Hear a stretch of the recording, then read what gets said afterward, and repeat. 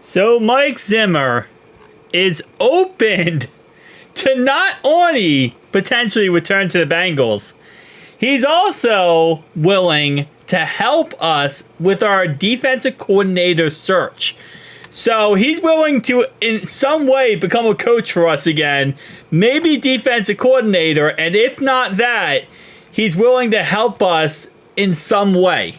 So, yeah, this is going to be interesting because I'm going to tell you right now, okay? The front office can flop up a wet dream. They can ruin a wet dream, okay? And the problem with all this is the fact that when he says what he says here, where, hey, I'm willing to come back to Cincinnati, you know what the front office and Mike Brown hears? I don't want a lot of money. I'm willing to work for nothing. And that just is like freaking, you know, like the slot machines where it's like money, money, money. That's Mike Brown's mind when he hears Mike Zimmer say, I want to be a Bengal again. He's like, oh, did you just say I don't have to pay you much? That's a problem.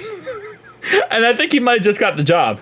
Congratulations, Mike Zimmer, for being the new DC of the Bengals. All you have to do to be a Bengal defense coordinator is simply just say the words, I want to be a Bengal, and I don't care how much I get paid. Anyway, I still have a lot of fondness for Cincinnati.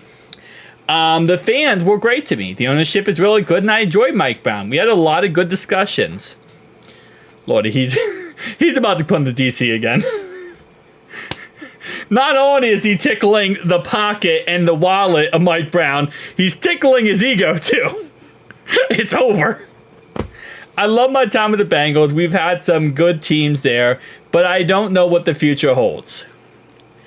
Continuing, that was really good to my son, and I would help him any way I could. I enjoy coaching a lot. My home is in northern Kentucky. When I was with the Bengals, I bought this property. I'm actually 25 minutes away from the stadium. This is my home. This is my off-season place. I'm just seeing what comes about. So we already have now a guy who has a home 25 minutes away from Paycor Stadium. Okay? Actually, Lou has called me once this offseason and talked to me about how I did things. He was asking some football questions a couple years ago. I went down for a practice, and a couple of guys came up to me and had good things to say. I thought we played well against Cincinnati. Speaking of the Dallas Cowboys, of course, we probably should have beat them. Zach and I talked after the game. We both had nice things to say to each other. If there was 2 or 3 teams you said you really wanted to go to, Cincinnati and Dallas would be the top of the list. We'll just kind of see where things go.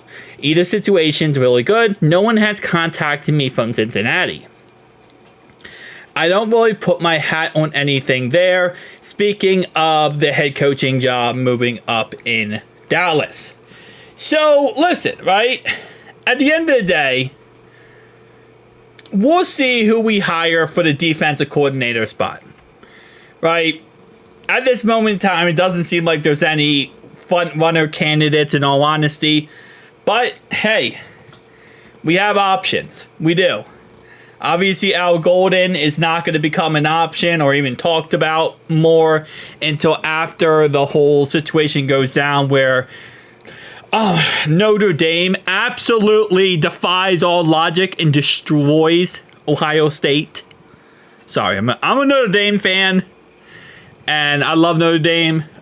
I've been a fan of Notre Dame for 25 years. Okay, I know a lot of you guys say, like, oh, you've been a Bengals fan for 20 plus years. I've been a Notre Dame fan for 25 years. I've been an OKC fan, Oklahoma City Thunder fan, for 25 years. So, like, we're in the Natty, and Ohio State is going to crush us. But that's beside the point. Listen, I will be live for that game next Monday, okay? I wasn't going to go live for that game because I don't really stream college football. I don't.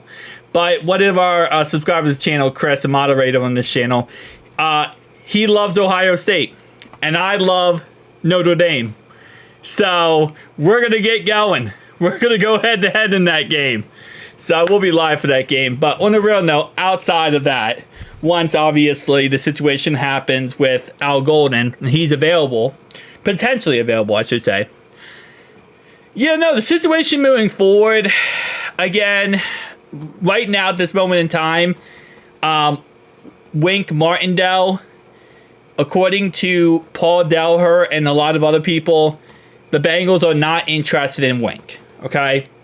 I also messed up my video last night, and I actually got Wink mixed up with DNPs. I said that Wink actually still works for the Ravens. He's like an advisor role, and I was completely incorrect. That's DNPs that works for the Ravens still.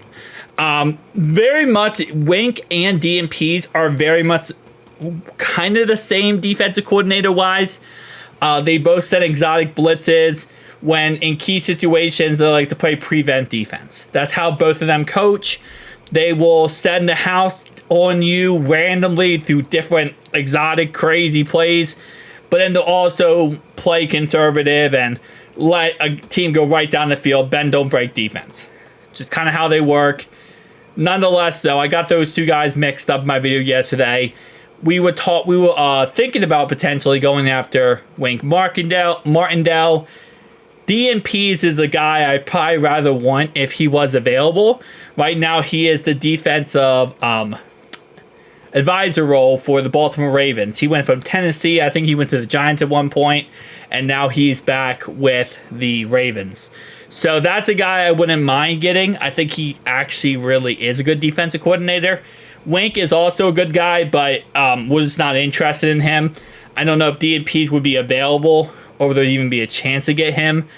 But obviously, Matt Eberflus, at this moment in time, it has not come out whether or not that is a yes or a no. Still, Matt Eberflus is a chance. Dennis Allen, Robert Saleh, apparently, according to sources, those guys are out. We're not interested in those guys. So, we got options. Let's see how it works. Just make sure in life, do two things. There's death, there's taxes, and if you tickle the little two testicle egos of Mike Brown, you're gonna get a damn job. You're getting a damn job. And if you can throw in there that you don't want much money, oh my lordy. The only sad part is, I think, even that wet dream for Mike Brown will be messed up by the front office. They're going to fluff up a wet dream. Who dey, boys? Who dey?